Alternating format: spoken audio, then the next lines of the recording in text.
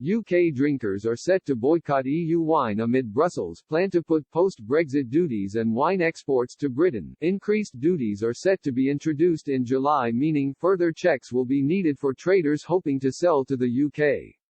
Amid this threat, Express.co.uk asked in an exclusive poll, would you buy more non-EU wines if Brussels slaps UK with post-Brexit duties?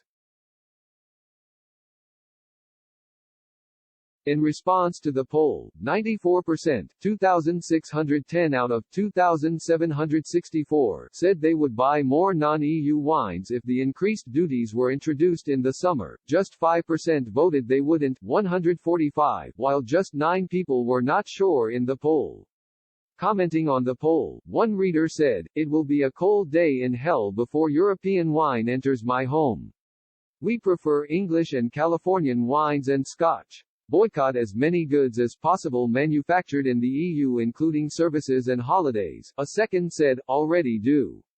Not really interested in the EU's hate campaign against us, so stop reporting rubbish like this.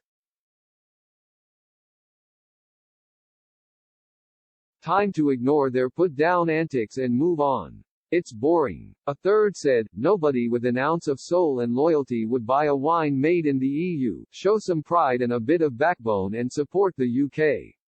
In a warning to the EU, when asked which country they would buy instead of European wine, 2,439 out of 12,565 claimed they would buy from Australia.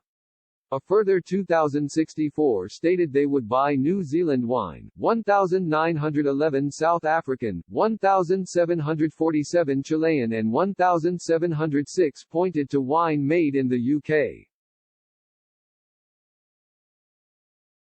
From June 30, traders will need to fill out BL1 forms for wines imported from the EU. It is not certain how the UK will respond to the increased checks on goods, but importers have called for the forms to be scrapped. Some traders have warned the forms added a further 3 weeks to their procedures in order to begin to start shipping the product. Wholesaler Daniel Lambert claimed traders may look to other countries to export once the checks are brought in the summer.